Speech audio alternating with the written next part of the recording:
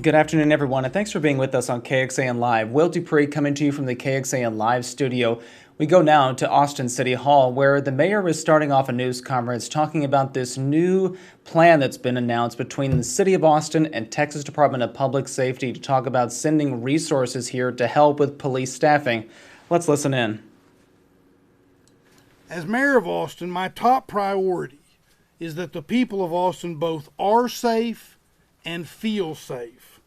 I also want to be sure that our police officers feel respected and have the resources they need to do their job. This is a recognition that the police department needs more staff, and we have a partner that can assist us. This partnership will improve safety and provide a runway as we recruit more officers and work to retain those currently on the force. We feel confident that we are well on our way with the incentives the City Council asked for and the City Manager has recently implemented, and the ordinance passed by the City Council that ensures our officers will be taken care of. Austin, Texas is a unique city in many ways. We've experienced massive population growth, impressive economic growth, and a return to pre-pandemic activities, which particularly for our city means many visitors. But like many, if not most other cities, our police department is currently dealing with unprecedented challenges in staffing levels, amplified by cadet classes being paused for almost a year. Chief Chacon has been proactive and innovative in addressing staffing shortages, but stretching limited resources across a large and growing city is a stopgap at best, and straining our police officers. Most importantly to me as mayor, these factors have led to a decline of Austinites feeling safe. We must do something now, and we are. I've been meeting with the interim city manager and the chief of police to discuss these challenges at length. As mayor, I've been in contact with Governor Abbott and Lieutenant Governor Patrick, and together we forged a partnership with the Texas Department of Public Safety. Director McCraw, who is here with us today, is working with us to provide troopers to help with traffic patrol, responding to accidents, and providing additional coverage to keep our community safe. In the past, DPS has provided additional support in other Texas cities, including Dallas and San Antonio. And most recently, DPS worked with Austin Police to make arrests in the street takeover incidents back in February. I promised that we would make city government work better in providing basic services. This is an example of that. It's a common sense, practical response to a serious need, and it arose out of a positive working relationship between the capital city and the capital of Texas that will benefit our shared constituents. I want to express my personal thanks to Director McCraw, Governor Abbott, and Lieutenant Governor Patrick for their continued partnership and for cooperating with us to ensure the safety of the capital city. And I also want to say thank you to the city management team for acting with urgency and thinking creatively to address this issue with the speed and the attention it deserves. And with that, I'll turn it over to our interim city manager, Jesus Garza. Thank you, Mayor. Yes, sir. Thank you, Mayor. Public safety is at the very core of what we do in city government, and we must absolutely get it right. We moved quickly to address staffing issues, recruiting new officers, retaining experienced officers, and staffing up at our 911 call center. But those efforts take time, and we can't wait to make Austinites feel safe. The staffing crisis at APD has led to longer response times at a time when we're experiencing increased traffic fatalities, increased homicides.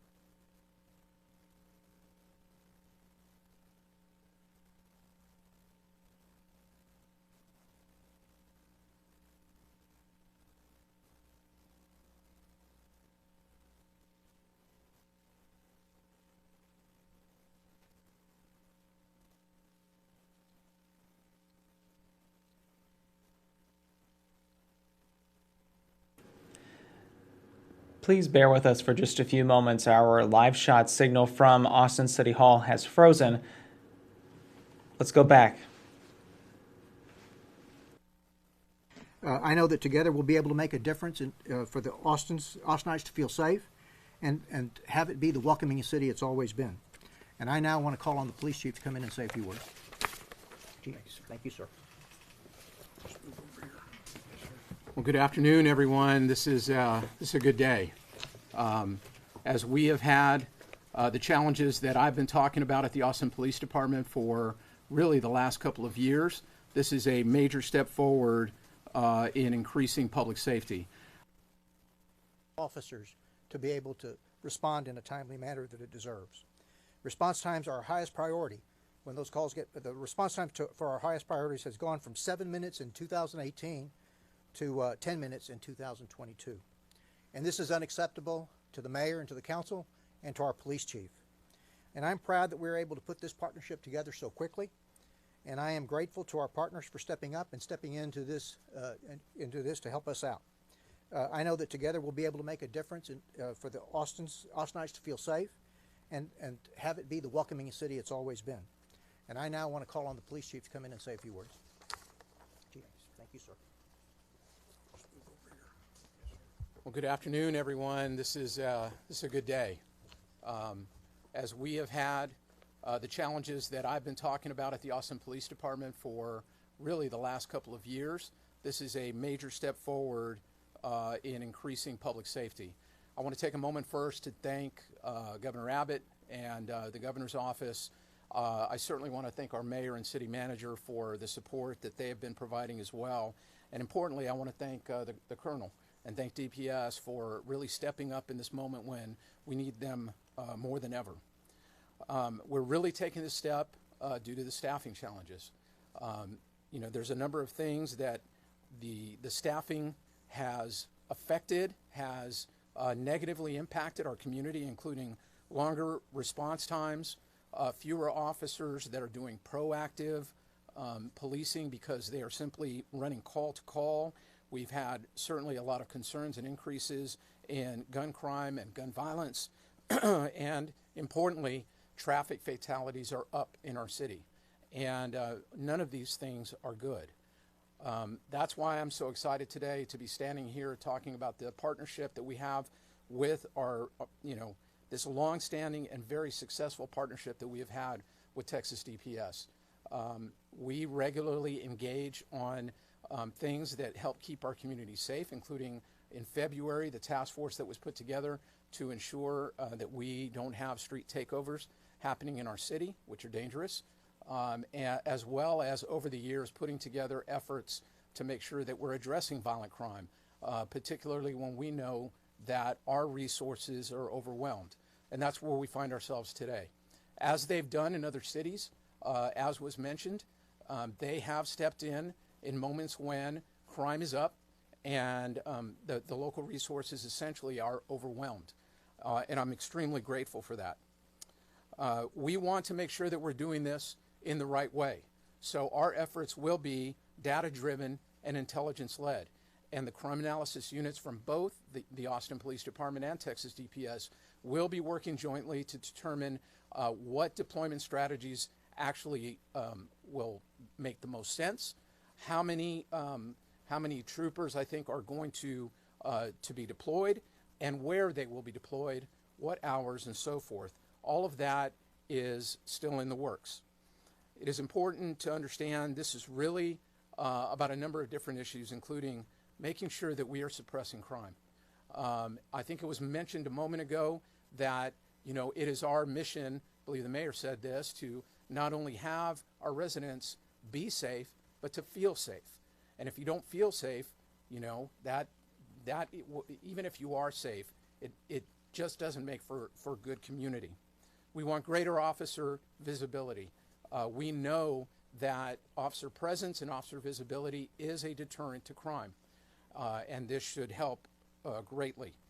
And finally, just an overall sense of better public safety, that you have a police department in partnership with Texas DPS that is working towards that goal. and making sure, as was said, that not only are you safe, but you actually feel safe. Again, thank you to everybody that's standing here today. I'm going to turn it over to Colonel McCraw for further comments. Thanks, Chief. Colonel, thank you. Mayor, thank you. Appreciate it. Appreciate you.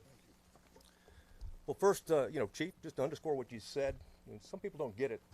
In our profession, it's the absence of crime and disorder that defines success. And I know you're not happy with it, the mayor's not happy with it, and nobody's happy with it when there's crime.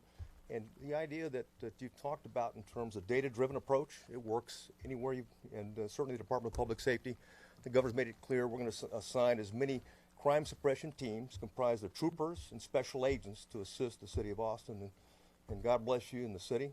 And by the way, Austin Police Department's got an outstanding department. I know the citizens have great pride in it, and there's good reason to be proud in the city of Austin and their chief. And thank you for your leadership in the law enforcement, not just in the Austin community, but around the state.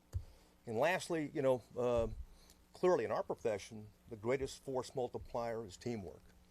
And that's what we're just talking about today. And I can tell you, the Austin PD has been there when DPS needed them, and we're going to be there when you need us. Take care. If anybody has questions, we'll be happy to answer those questions. Hey.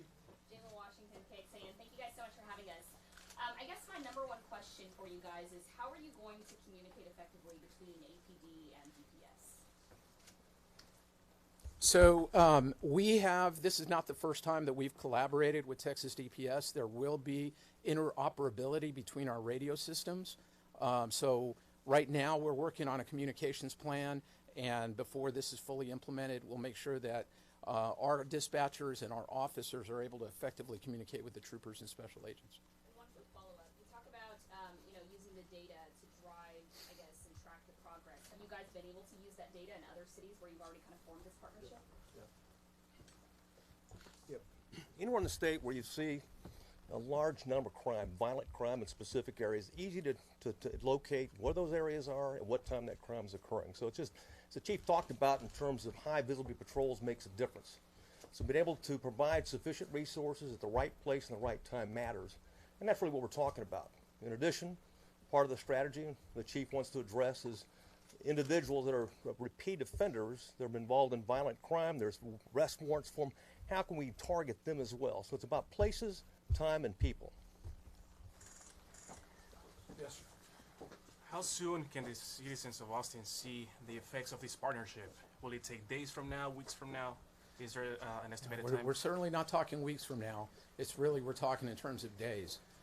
We're now putting together this plan and to figure out exactly what the deployment strategy is going to look like, and you can anticipate really in the coming days that you're going to start to see more Texas DPS here within the city limits doing these kind of efforts. A lot of the details are still in the works. Can you give us just a general idea of what you're looking at? Is this 10 troopers, 100 troopers, just downtown? We purposely don't talk how many troopers, but you'll certainly see a large number of these uniforms around town. And there'll be other DPS officers you won't be seeing. Does this cost the city anything?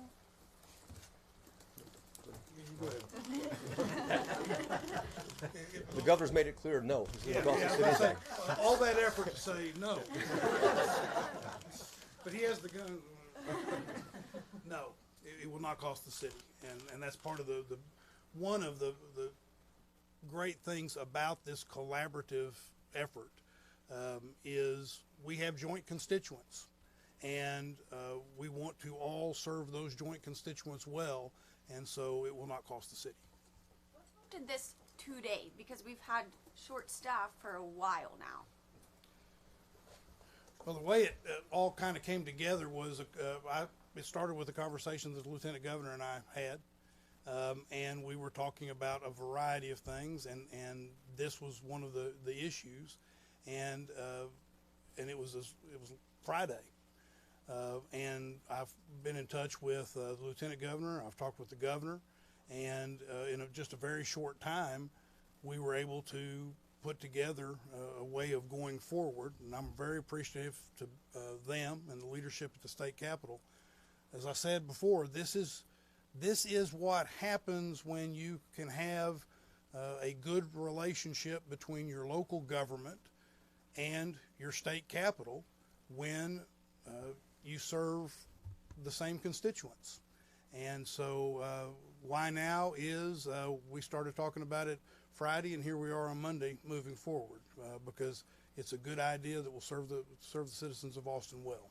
And Mayor, can you just talk about it? Feels like this is something that happened organically, and it was not the city going to the state and saying, please, please help us. That's not exactly how this happened. No, that's not how it happened. The way it happened was a conversation between Lieutenant Governor. It started with a conversation between Lieutenant Governor Patrick and me, and a follow-up conversation on Friday, and it was somewhat organic in the way you say it. There was an agreement that this could be helpful, and we discussed how we might approach that. We were in touch with the governor's office and the chief. As we move forward, I was in touch with city management and the chief, and we went for, and the interim assistant city manager, Chief Mills, and they were in touch with the colonel. And before you know it, we're standing in front of you. So this is going to manifest itself by, we're going to see DPS troopers patrolling in Austin streets. They're going to be responding to calls in DPS view. That's an operational question. So without going too much into the operation itself, what I would say is that we still want Austin police officers responding to the vast majority of calls that go into 911 for, the things that we see all the time. What I anticipate DPS is supporting with, he's talking about bringing in some teams that are going to be able to look at, as I said, this from a data-driven standpoint, where are we seeing the crime occurring, addressing the crime, and generally this is going to be violent crime, but it's also going to be related to traffic-related enforcement and traffic deaths in more of a supportive role, and not necessarily responding to that 911 call. Now, if they're close to one and it's a hot call and somebody needs to get there very quickly, there's nothing preventing them from doing it. But that is not their first and foremost role in this. This is support and supplement, not override, not overtake.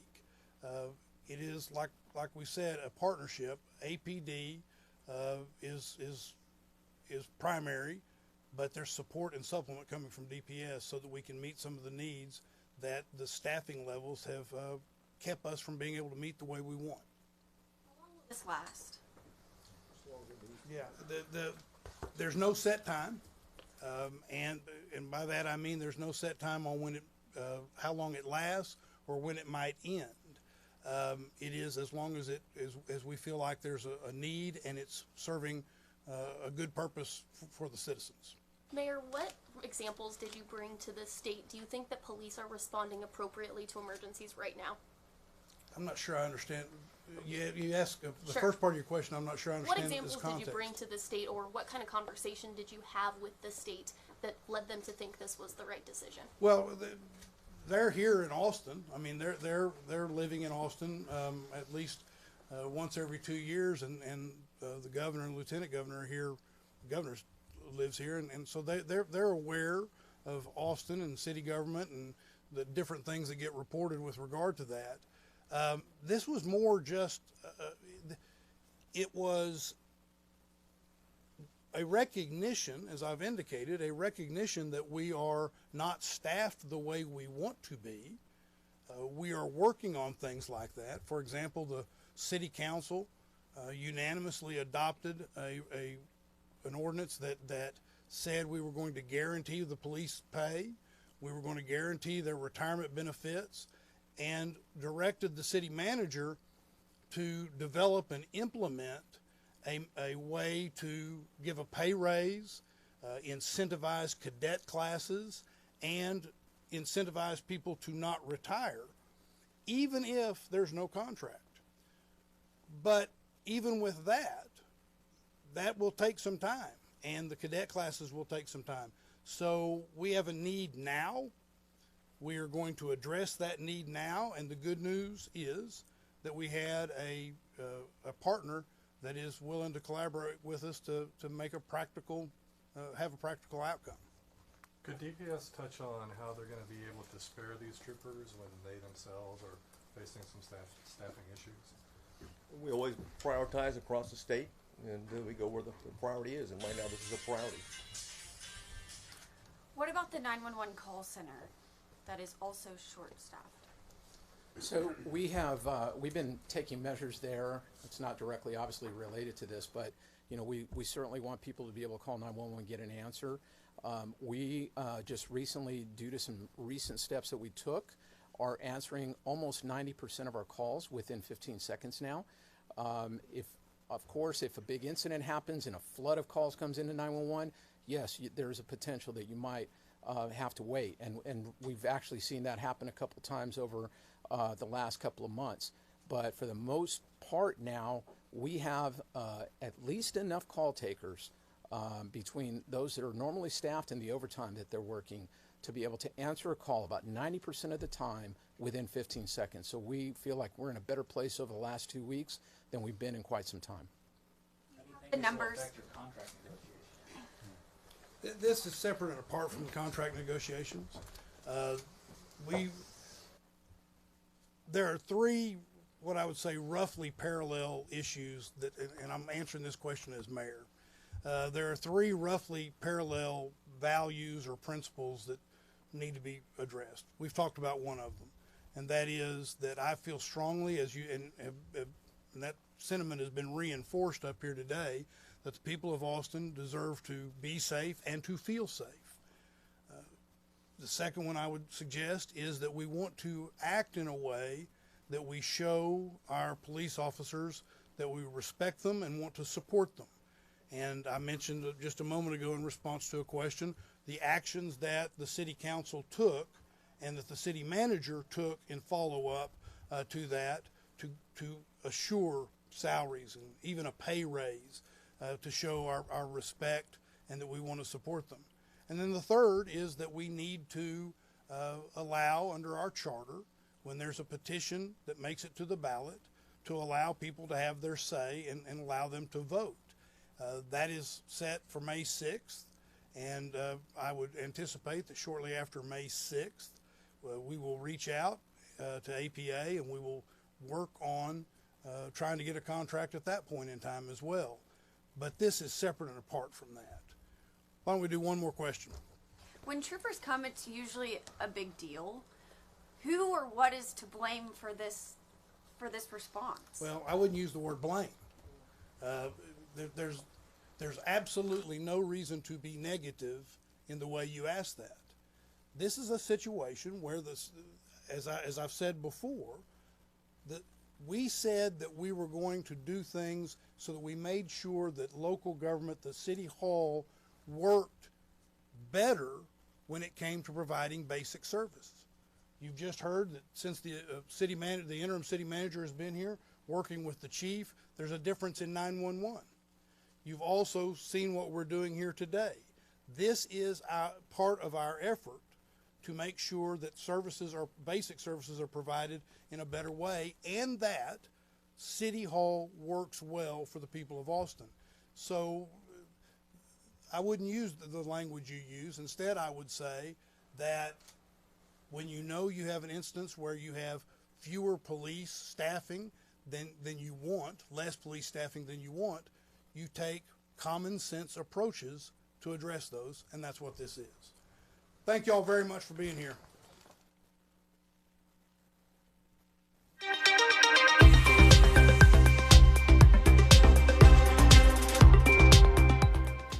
Thanks for keeping it with us here on KXAN Live. Will Dupree back in the KXAN Live studio. We apologize for those initial technical errors that happened at the beginning of the news conference where they announced this new partnership between the Austin Police Department and the Texas Department of Public Safety. And what that will entail is still being worked out at this time, but what the city leaders just shared a few moments ago is that DPS will provide troopers and other special agents to provide support and assistance with Austin Police as the department here addresses its own staffing shortcomings. We will, as they heard there, see more Texas DPS troopers and their vehicles here in the community. And again, the police chief is saying they are going to provide assistance and support to our current officers who will, for the most part, according to him, be responding to some of these calls. A number of issues brought up there, but the mayor saying this is part of his effort to try to bring some basic services back to the city that he has heard, according to him, that need to be addressed in a much better way. And what is perhaps most surprising is that all this plan came together after a conversation between Austin's Mayor Kirk Watson and the Texas Lieutenant Governor Dan Patrick on Friday. So Friday that conversation happens. Details apparently get worked out this weekend, and then today they announced that the Texas Department of Public Safety will provide additional support to Austin police. We, again, do not know when this is going to officially take effect. The police chief said it could be in the next few days. So, again, we'll have to see how that rolls out and press the city for some more answers about that. Plus, we don't know how long this will last exactly, how many troopers will be assigned here or special agents. These things are not known at this time, but what we do know is that there is this deal been struck that the Texas Department of Public Safety will provide some teams of troopers and special agents to come here to Austin to assist the local police department with support and help them with their short staffing at the moment. Again, we'll be following up on this because these details are still being ironed out clearly after you listened to that news conference just a few moments ago. But we'll be following this. You can follow it on KXAN.com and on the KXAN News app. We'll have the latest as well coming up on KXAN News at 4, 5, 6, 9, and 10 in case you missed that earlier. Once again, I'm Will Dupree in the KXAN Live studio. Thank you all for watching here this afternoon. We will see you back here at another time. Hope you all stay safe and healthy out there. Take care.